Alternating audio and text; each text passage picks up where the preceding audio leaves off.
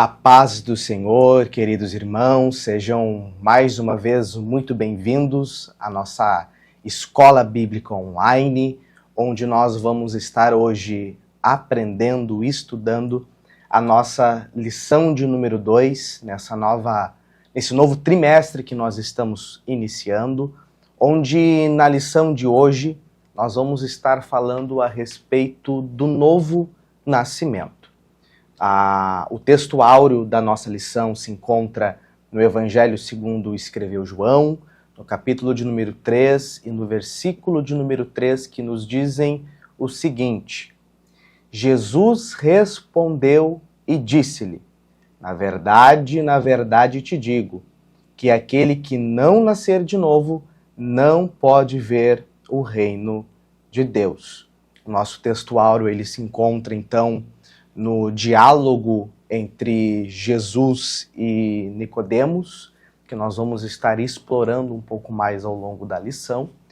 E a nossa verdade prática nos diz o seguinte: o novo nascimento é um modo bíblico de transformação radical na natureza do pecador. Então nós vamos aprender e entender sobre como o novo nascimento, o ensino do novo nascimento, ele é importante, ele é essencial e fundamental para a vida de todos nós cristãos. A nossa leitura bíblica em classe, ela se encontra no Evangelho segundo também escreveu João, no capítulo de número 3, nos versículos de 1 a 9 e depois o versículo de número 16.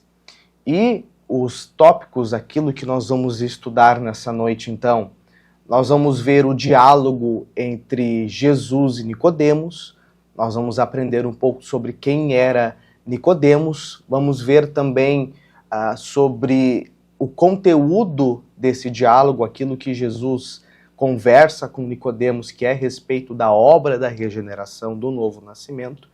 E nós vamos ver depois, no último tópico, os meios para nós alcançarmos a obra da regeneração. Muito bem. Para nós começarmos, então, vamos estar fazendo a leitura aqui da nossa introdução, que diz: nesta lição, estudaremos uma das mais significativas obras do Espírito Santo, a regeneração, com base no diálogo entre Jesus e Nicodemos. Analisaremos a realidade do novo nascimento. Preste atenção. Percebendo a regeneração como uma ação única de Deus por meio do Espírito. Adicionalmente, destacaremos a importância dessa extraordinária obra na vida do pecador e os meios que Deus disponibiliza para que possamos vivenciar a experiência da regeneração. Muito bem.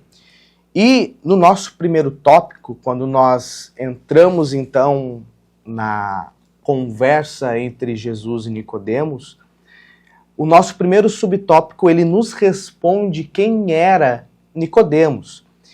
E quando nós observamos a narrativa, nós entendemos que Nicodemos, ele era um sábio judeu, ele era um mestre da lei, ele era um mestre que compunha, que fazia parte do Sinédrio. E Nicodemos, então, ele era alguém que conhecia a palavra de Deus, alguém que conhecia os profetas, conhecia o Pentateuco, conhecia a lei. E nós vemos que o encontro de Jesus com Nicodemos, ele é um encontro que se dá durante a noite. E existe uma razão que, inclusive, a nossa revista traz, uma razão especial, o porquê do encontro ser à noite. Olha o que diz. Provavelmente por suas muitas ocupações, por desejar ser discreto ou mesmo por temer ser descoberto, Nicodemos procurou Jesus à noite. As conversas à luz do dia entre os fariseus e Jesus tendiam a ser hostis, mas Nicodemos queria realmente aprender. Então nós já podemos observar que, diferente dos demais encontros que Jesus tinha com os fariseus, que aconteciam ao longo do dia, havia um sentimento genuíno, havia um interesse especial da parte de Nicodemos na pessoa de Jesus, no ensino de Jesus, de aprender, de entender. E com isso nós já avançamos para o nosso segundo subtópico, que vai nos demonstrar o reconhecimento de Nicodemos sobre Jesus como mestre.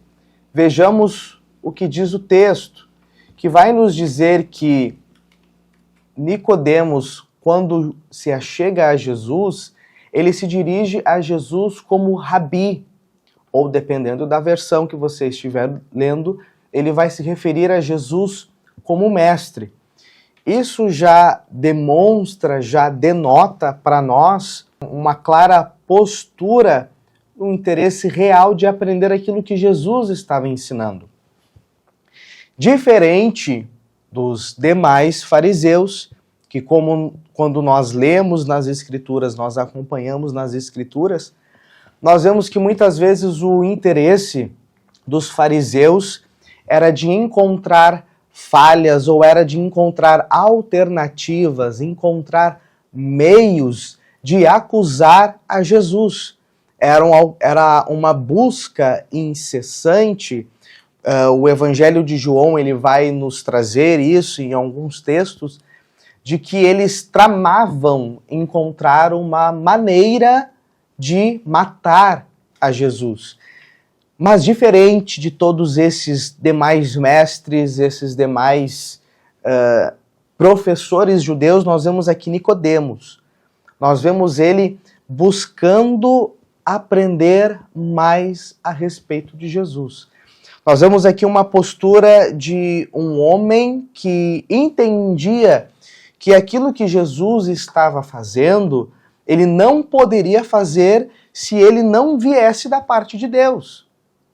Ou seja, se Jesus está realizando estes milagres, ele está realizando porque ele vem da parte de Deus, porque ele é enviado da parte de Deus, porque aquilo que Jesus prega, que Jesus fala, a forma como Jesus age, está em consonância, está harmonizado com aquilo que Deus tinha para aquele momento.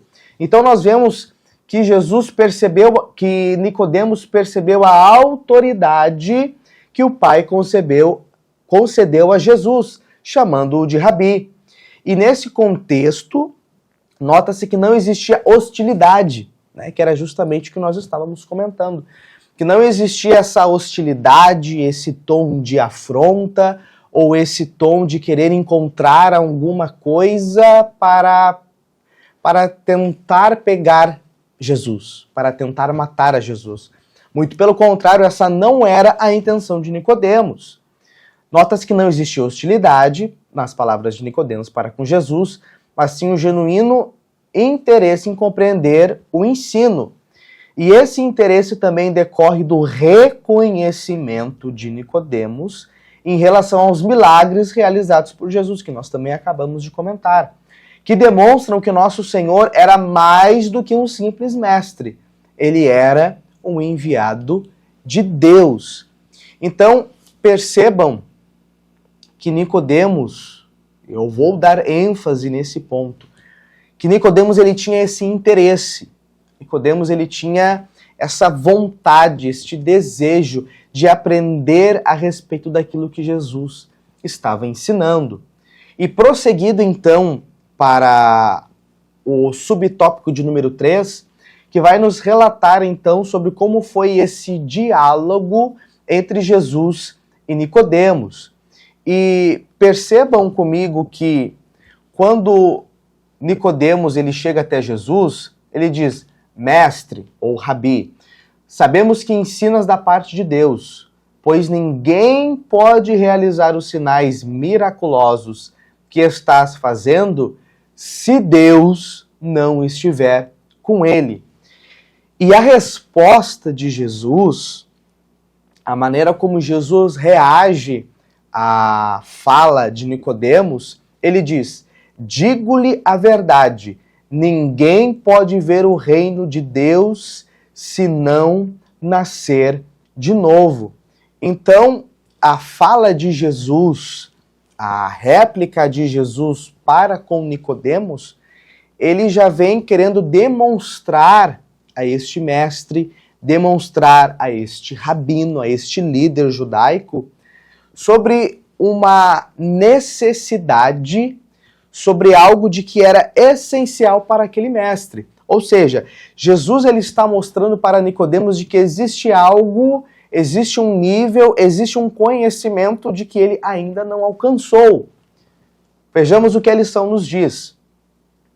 A partir do versículo de número 3, a afirmação de Jesus sobre o conceito de nascer de novo e nascer da água do Espírito para ver o reino de Deus deixou Nicodemos perplexo. Ou seja, Jesus estava realizando milagres. Jesus estava anunciando as boas novas do Evangelho. E a fama, a popularidade de Jesus estava se expandindo em volta dele. E então, o que Jesus ele fala a Nicodemos, o que ele traz para Nicodemos é que para Nicodemos entender de fato o propósito, a razão, o objetivo de Jesus estar fazendo o que ele estava fazendo, em outras palavras, enxergar o reino de Deus, Nicodemos precisava nascer de novo. Nicodemos precisava passar pela regeneração, que é o que Nicodemos, no versículo 4, ele novamente pergunta a Jesus, dizendo: como alguém pode nascer sendo velho? É claro que não pode entrar pela segunda vez no ventre de sua mãe e renascer. E a isto, Jesus, no versículo 5, responde: digo-lhe a verdade, ninguém pode entrar no reino de Deus se não nascer da água do Espírito. Ele prossegue no versículo de número 6. O que nasce da carne é carne, mas o que nasce do Espírito é Espírito. Então percebam que, ainda que Nicodemos ele tivesse conhecimento a respeito da palavra de Deus, ainda que Nicodemos ele tivesse por muitos anos estudado e tivesse passado por todas as tradições judaicas que envolviam o estudo dos profetas, das leis e dos livros históricos, ainda lhe faltava algo. Ainda faltava algo a Nicodemos. E é justamente sobre isso, então, que nós vamos tratar agora entrando no nosso tópico de número 2, que tem por título O Novo Nascimento, a obra da regeneração. E o nosso primeiro subtópico, o Novo Nascimento, que vai nos dizer assim: a palavra regeneração tem origem no termo grego palingenesia, que significa literalmente voltar a ser gerado novamente. Um exemplo que nós podemos utilizar e que todos nós temos dentro da nossa casa é uma garrafa plástica. Aquelas garrafas que às vezes nós tem água, ou tem algum suco, ou algum refrigerante. Por que eu estou dando esse exemplo? Porque o plástico ele é um material maleável, certo? Ele possui uma forma, mas quando nós exercermos força sobre este material, sobre esse plástico, ele fica deformado, correto? Então, quando ele fica deformado, isso ilustra muito bem aquilo que o pecado, que nós já vamos tratar um pouco mais adiante também, aquilo que o pecado gerou em nós, uma deformidade. Então, a doutrina da regeneração, a doutrina do novo nascimento, é quando você e eu passamos novamente por um processo onde nós voltamos a ter o nosso formato original. Voltamos a ter em nós a vida espiritual.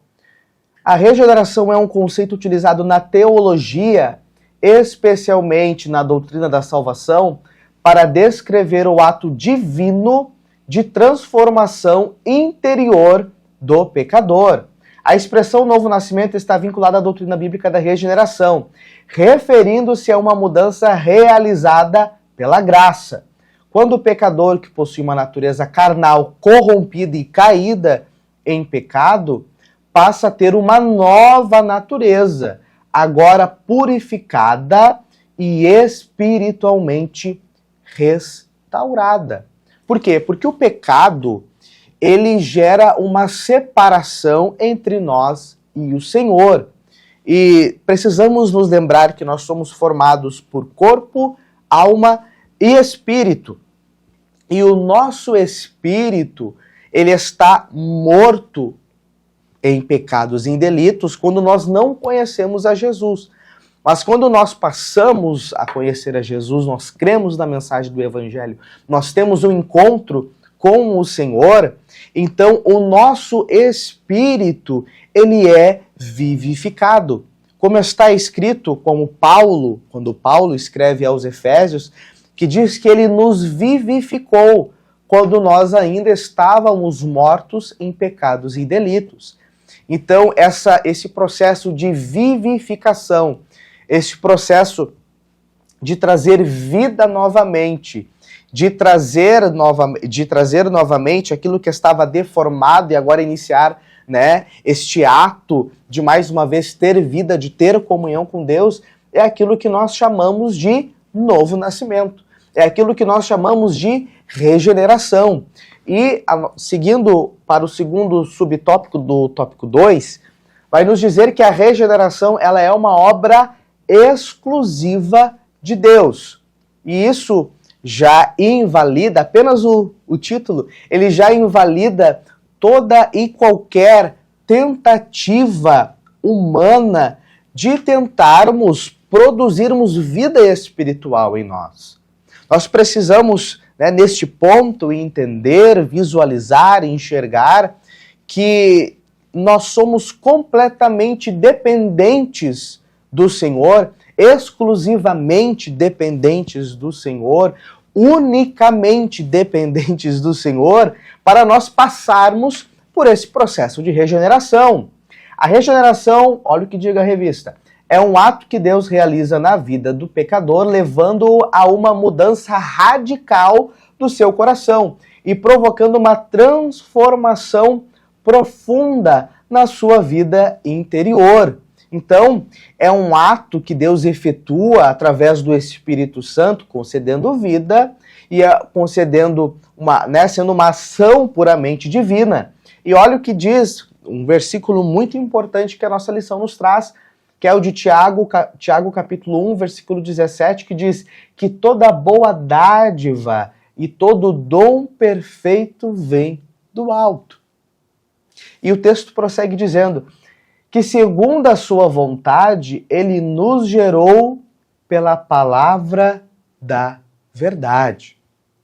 Então, meus irmãos, louvado seja Deus, louvado seja o nome do Senhor Jesus, porque ele nos gerou novamente, ele nos deu este novo nascimento, ele nos regenerou para que assim pudéssemos ser coparticipantes da natureza divina, para que assim pudéssemos mais uma vez ter acesso à presença de Deus, ter comunhão com o Senhor, para que pudéssemos mais uma vez desfrutar de todas essas bênçãos que desfrutamos por causa do sacrifício de Jesus na cruz do Calvário.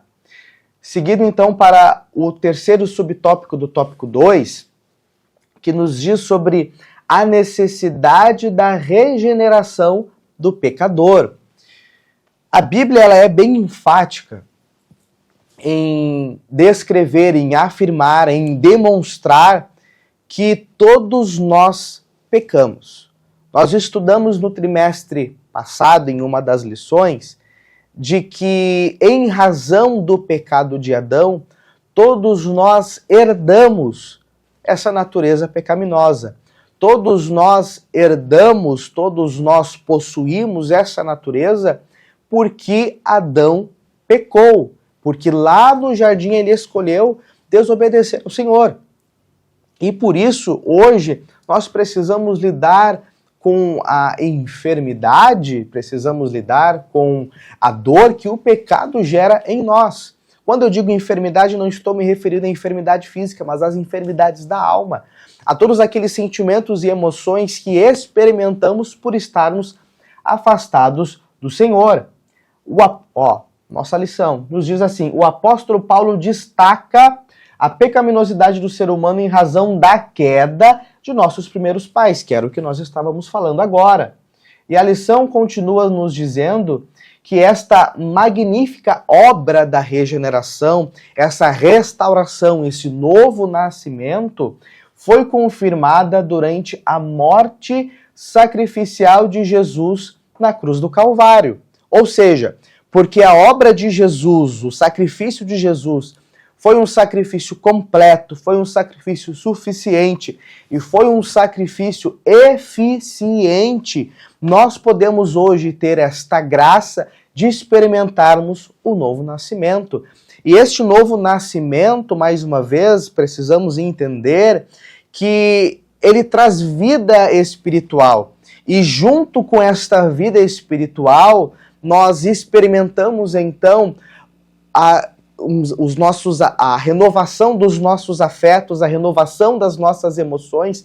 E como Jesus disse no diálogo com Nicodemos, que nós podemos então ver o reino dos céus, porque o que é nascido da carne é carne, e somente aquele que nasce do Espírito pode ver o reino de Deus.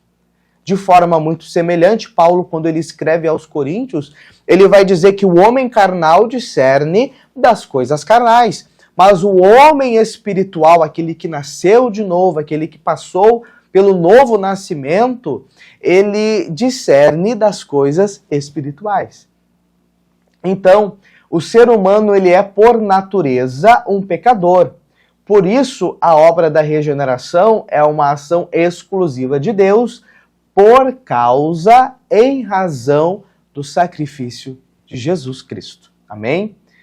Prosseguindo então, já encaminhando para o nosso terceiro e último tópico, que tem por título então, os meios da obra da regeneração.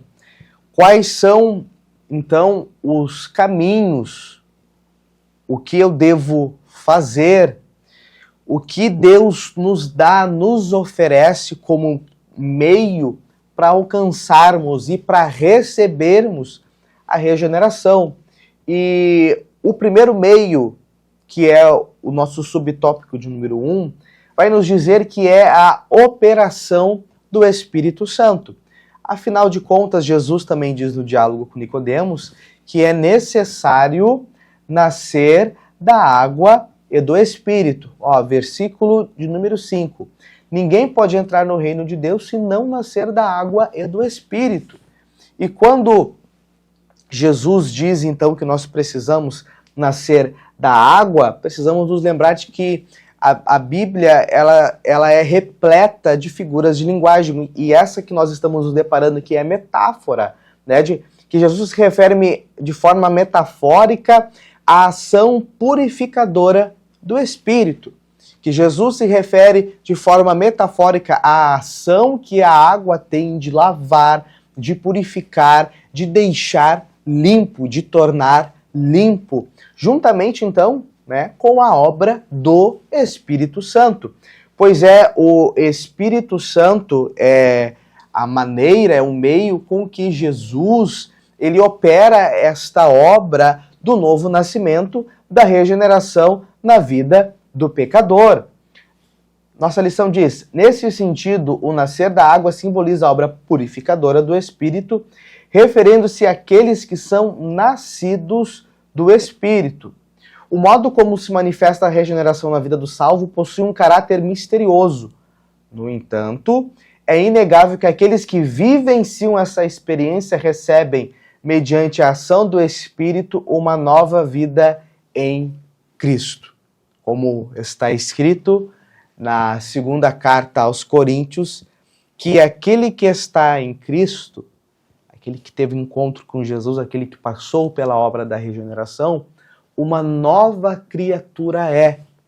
Se faz ali, então, uma nova criação.